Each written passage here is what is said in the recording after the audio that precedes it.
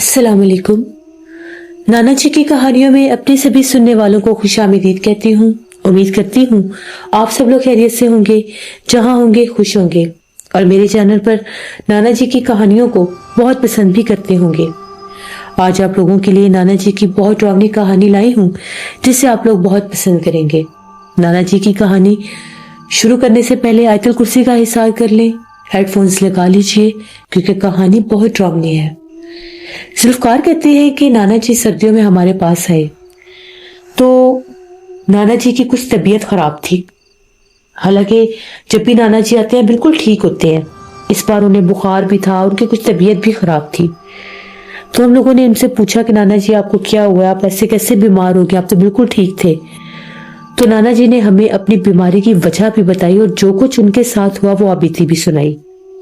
नाना जी बताते हैं मैं शाह साहब के पास बैठा था तो शाह साहब ने मुझे बताया कि मैंने एक 3 दिन का चिला करना है।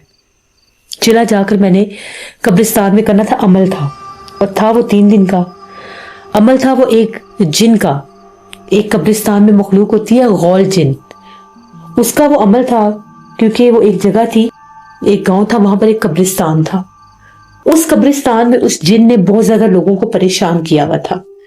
शाम के वक्त ना तो उस कब्रिस्तान के पास से कोई गुजर सकता था, ना ही उस कब्रिस्तान में कोई पांव रख सकता था। वो लोगों को बहुत ज्यादा सताता था। जो भी वहां पर जाता था वो किसी न किसी इंसान के रूप में उसको वरगलाकर किसी और जगह पर ले जाकर नुकसान पहुंचाता था। यहाँ तक कि उसकी वजह से बहुत से लोग बेहोश भी हुए और बहुत से लोगों को चोटें भी लगी। वो तंग करने वाला, वरगलाने वाला, रास्ता भटकाने वाला एक भयानक जिन था। इतना ही नहीं, उसका बसेरा 1 से 2 लोगों पर हुआ भी, जिनके इलाज के लिए भी उनको शाह साहब के पास लाया गया। शाह साहब ने मुझे पढ़ाई दी और कहा कि आपने इस कब्रिस्तान में जाकर पढ़ाई करनी है, वो जिन बहुत सख्त है और बहुत तंग करने वाला है, तो जरा सोच समझ कर आपने पढ़ाई करनी है। शाह साहब ने पहली बार मेरे ऊपर हिसार बंदी की और मुझे कहा कि हिसार करके उठना है आपने भी। वैसे हिसार की तस्बीह आपके पास है, वो आपके करीब नहीं आ सकता जब तक ये तस्बीह आपके हाथ में रहेगी। अल्लाह के हुक्म से वतफ़ैलो हज़रत मोहम्मद मुस्तफ़ा सरकार दो आलम आपकी हिफाजत रहेगी। नाना जी कहते हैं मैं उठकर चल पड़ा। शदीद ठंड थी। उस गांव में पहुंचा। वहां पर जाकर मैंने, वो गांव साथ ही था, करीब ही था, साइकिल पर गया, साइकिल खड़ा किया, कब्रिस्तान के अंदर दाखिल हो गया। 12 बजे के बाद का टाइम था। पूरा गांव सुनसान वीरान था। ऐसे लग रहा था गांव में कोई है ही नहीं। ठंड थी, धुंध थी, सारे घर, खिड़कियां, दरवाजे बंद, घरों से पीले बल्ब की रोशनी नजर आ रही थी। धुंध के सिवा, ठंडी लहलहाती हवाओं के सिवा कुछ भी नहीं था। नाना जी कहते गांव की कच्ची गलियों से होता जो ही मैं कब्रिस्तान के करीब जा रहा था, दूर से मुझे एक बारीक सी चीख सुनाई दे रही थी। ऐसे लगता था कोई परिंदा बड़ी अजीब आवाजों में जैसे बोल रहा है। कभी लगता था जैसे कोई बच्चा है, कभी लगता था जैसे कोई परिंदा है। फिर नाना जी कहते हैं मेरे पास से जिस तरह से बहुत से उड़कर गुजरी, जैसे कोई होते हैं, उल्लू होते हैं। नाना जी कहते मैं अपनी पढ़ाई पढ़ता हुआ जा रहा था। कब्रिस्तान के पास में पहुंचा, मैंने अपना साइकिल खड़ा किया, अंदर दाखिल हुआ। दाखिल होकर शाह साहब ने कुछ निशानियां बताई थी, वहां पर जाकर पढ़ाई शुरू कर दी। जैसे वहां पर बैठकर पढ़ाई शुरू की, लालटेन लेकर गया था रोशनी के लिए, पढ़ाई करता जा रहा था तो आस पास अजीबोगरीब मामलात शुरू हो गए। ऐसा लगे कोई खेल रहा है, कोई पत्थर कभी इधर फेंकता है, कभी कोई पत्थर इधर फेंकता है। तंग कर रहा था वो, मुझे पता था वो यहाँ पर है, बहुत ज्यादा सता रहा था वो। और ऐसे लग रहा था कि जिस तरह से मेरे करीब आता है, पीछे आकर खड़ा होकर हंसता है, खौफनाक कहके लगा रहा है। बहुत भयानक आवाज थी उसकी हंसने की। कभी आवाज एकदम से भारी मर्द जैसी हो जाती, कभी आवाज एक औरत जैसी निकालता। अभी सामने नहीं आया था। नाना जी कहते हैं फिर ऐसे लगे जैसे सामने आकर कोई काले स्याह रंग की परछाई खड़ी हो गई है जिसका चेहरा नहीं है। नाना जी कहते हैं मैं पढ़ता रहा। मैंने जितनी देर तक पढ़ाई करनी थी मैंने पढ़ाई की, उठा, हिसार किया। अब जब मैंने हिसार अपने ऊपर बांधा, वो काली परछाई गायब हो गई। मैं कब्रिस्तान के बाहर जब जाने लगा तो मेरे पीछे पीछे चल रहा था, मुझे आवाजें दे रहा था, मेरे नाम पुकार रहा था, मेरे बाप दादा का भी नाम ले रहा था, उनके बाप दादा का भी नाम ले रहा था जिनका मुझे पता ही नहीं था। फिर ऐसे लगने लगा जैसे मेरे आसपास बहुत मिट्टी उड़ रही है, पर मैंने पलटकर फिर भी नहीं देखा कि वो क्या है क्या नहीं। जो ही मैं बाहर निकला, मैंने बुलंद आवाज में अल्लाह अकबर कहा, दुरूद पाक शुरू किया, अपना साइकिल लिया और चुपचाप वहां से निकल आया। जैसे मैंने दुरूद पाक पढ़ा, ऐसे लगा बहुत तेजी से उसको कुछ झटका लगा और वो पीछे जाकर जैसे कोई चीज गिरी है, जैसे वाज़ेह तौर पर कोई ईंट गिरती है, ऐसी आवाज आई। नाना जी कहते मैं वापस आया, वापस आकर मैं सो गया। शाह साहब को रात वाला सारा माजरा बताया। शाह साहब ने कहा कि मैंने आपको बताया बड़ी सख्त मखलूक है, तंग करने वाला है। आज उसने इतना तंग नहीं किया, अगले जो 2 दिन है उनमें वो खासा ज्यादा सताएगा, तो बच के रहना जरा। मैंने ने कहा कि जी इंशाल्लाह आपकी दुआ और हिसार चाहिए। नाना जी कहते हैं जब मैं पहले दिन वहां से वापस आया तो थोड़ी सी मेरी तबीयत खराब हुई थी, सर भारी हुआ था, कंधे भारी हुए थे। हालांकि मैंने इतने इतने सख्त अमल किए, इतने इतने सख्त चिल्ले किए थे, जिन्नात के घर में जाकर जहाँ पर जिन्नात का अमाज गाह थी वहां पर चिल्ले किए थे, लेकिन ऐसा कभी नहीं हुआ था जो इस बार हुआ था। उसके बाद नाना जी कहते हैं वो दिन गुजर गया, शाह साहब के पास पढ़ाई वगैरह करता रहा। कुछ शाह साहब ने दिन के वक्त भी मेरे से पढ़ाइयाँ करवाई। जो ही रात हुई मैं फिर निकल पड़ा। अब जैसे मैं उस गांव में दाखिल हुआ, अभी कब्रिस्तान की तरफ जा रहा था तो क्या देखता हूँ बहुत से लोग हैं जिस तरह से सर पर कुछ जनाजा उठाकर जा रहे हैं। मैं थोड़ा सा रुक गया कि ये लोग आगे जा ले, मैं फिर जाता हूँ। वो कब्रिस्तान में दाखिल हो गए। अब मैंने उनके सामने अमल तो नहीं करना था, मैं भी कब्रिस्तान के पास पहुंच गया। मैं रुक भी नहीं सकता था, अगर मैं रुकता तो मैं मशकूक बन जाता। जैसे मैंने अपना साइकिल रोका, मुझे पता था वहां पर लोग होंगे, भीड़ भाड़ होगी, तो चलो देखते हैं कि कौन फोत हुआ है अपनी रात को, किसका जनाजा है। कहते जब मैं कब्रिस्तान में दाखिल हुआ, ना कोई बंदा ना बंदे के साथ, ना कोई जनाजा, ना कोई चारपाई, ना कोई लोग, ना कोई कब्र, ना किसी की तदफीन। पूरा कब्रिस्तान सन्नाटे में डूबा हुआ था। उसने छल दिखाया मुझे रोकने के लिए कि मैं वापस चला जाऊंगा। नाना जी कहते मैं समझ गया। कहते मैं गया अपनी मखसूस जगह पर जाकर बैठा, लालटेन लगाई। आज वहां पर गुलाब की पत्तियां बिखरी पड़ी थी। नाना जी कहते जब मैं बैठा, मैंने हाथ से सारी गुलाब की वो जो पत्तियां थी एक साइड पर कर दी, बैठकर पढ़ने लग गया। अभी पढ़ाई शुरू ही की, 10-15 मिनट गुजरे, शदीद तालियों की आवाज गूंज रही थी। ऐसे था जैसे कोई पास बैठकर बहुत बड़े बड़े हाथों के साथ तालियां बजा रहा है, यहां तक कि वो कानों में लग रही थी। पर नाना जी कहते मैंने तो उसकी तरफ देखना ही नहीं था, मैं पढ़ाई करता रहा। उसने बहुत तंग किया। ऐसे लग रहा था कानों के करीब आकर वही बारीक चीख की आवाज जो दूर से मैंने कल रात पहली बार सुनी थी, जिसे मैं किसी परिंदे की आवाज समझ रहा था, वो इसकी आवाज थी। वही आवाजें निकाल रहा था। हर मुमकिन उसने कोशिश की कि मेरी पढ़ाई में खलल डाले। फिर मुझे ऐसे लगने लगा मेरे पर पानी के छींटे आ रहे हैं, जैसे से बारिश बरस रही है, लेकिन कोई बारिश वगैरह नहीं थी। जैसे बूंदे अभी शुरू होती हैं बारिश की, ऐसे थी। मैंने पढ़ाई की, एकदम बहुत शदीद तेज ठंडी हवा चलने लगी। हवा इतनी तेज थी, इतनी ठंडी हवा थी, कैसे लग रहा था जैसे पता नहीं कितने एसी हैं जो चल रहे हैं। कहते मेरे पर कपकपी तारी होगी, इतनी शदीद ठंडी हवा थी। मैंने फिर भी ना अपनी पढ़ाई पूरी की, उठा। उस वक्त जब मैं उठा, मैं अपने ऊपर हिसार करना भूल गया।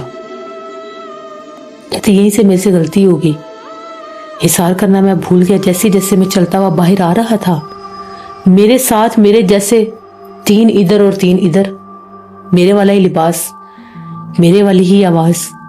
मुझे ऐसे लग रहा था मेरे ही हम शक्ल 3 इधर चल रहे हैं, 3 इधर चल रहे हैं, लेकिन उनकी आंखें चमक रही थी।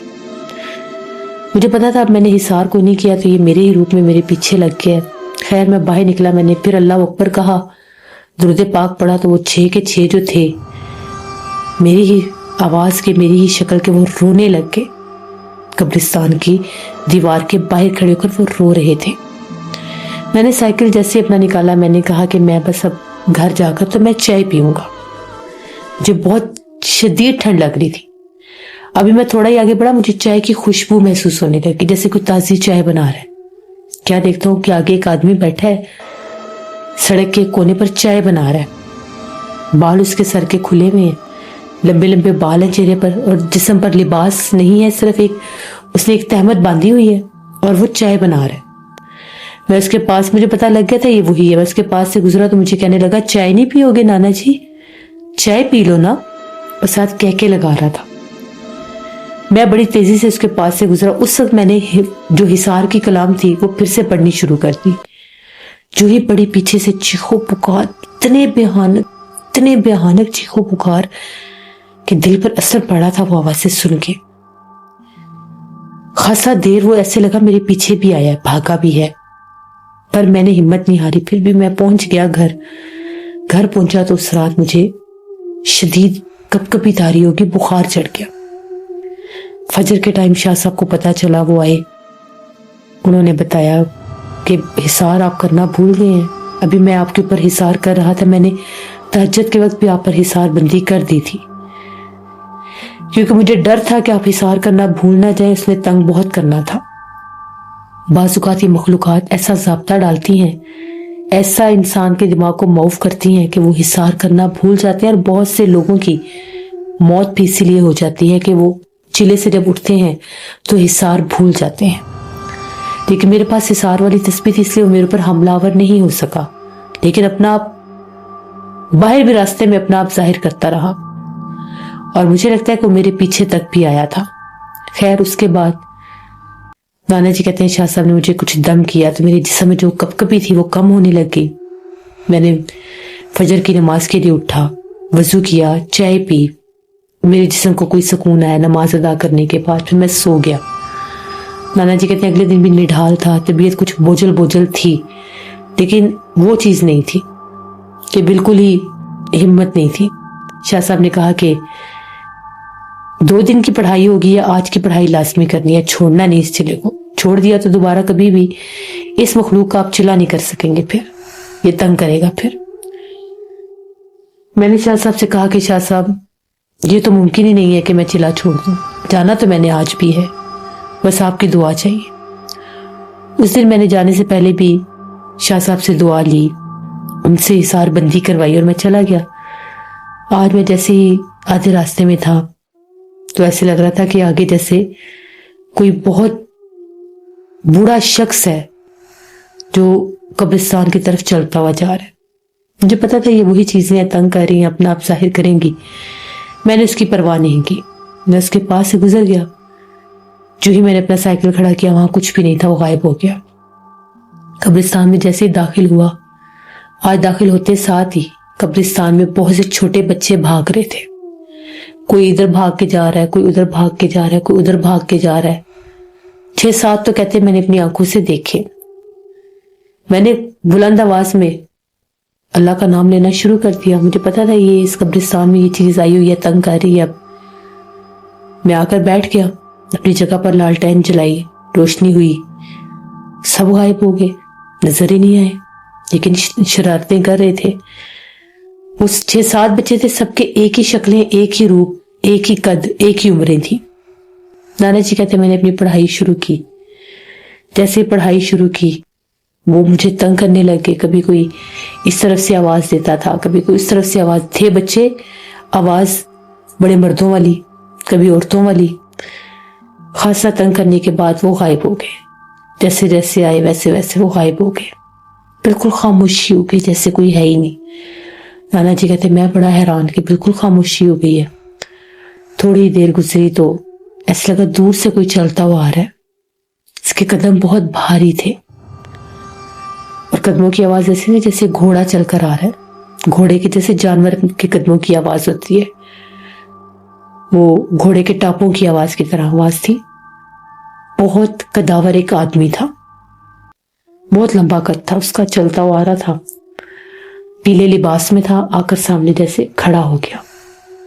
हर किसी कहते हैं कि मैंने उसकी झलक देखी। इतना हैबतनाक, इतना भयानक, इतना खौफनाक। एक तरफ से लंबे बाल थे, एक तरफ लंबा कान था, नाक वाली जगह पर बहुत बड़ा सुराख था, खौफनाक आंखें थी।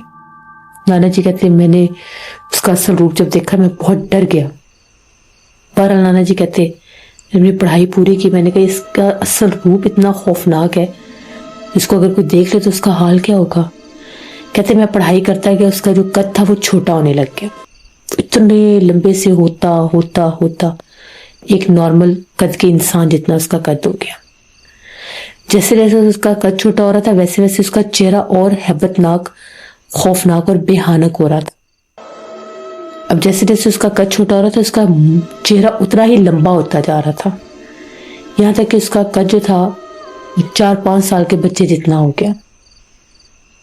میں بیٹھا ہوا اس سے لمبا تھا، سامنے آ کر کھڑا ہو گیا اور کہنے لگا کہ بس پڑھائی بند کر دے، میں چلا جاؤں گا یہاں سے، مجھے بہت تکلیف ہو رہی ہے، میری طاقت ختم ہو گئی ہے، میں نے 3 دن بہت کوشش کی لیکن میں روک نہیں سکا، میں یہاں سے چلا جاؤں گا۔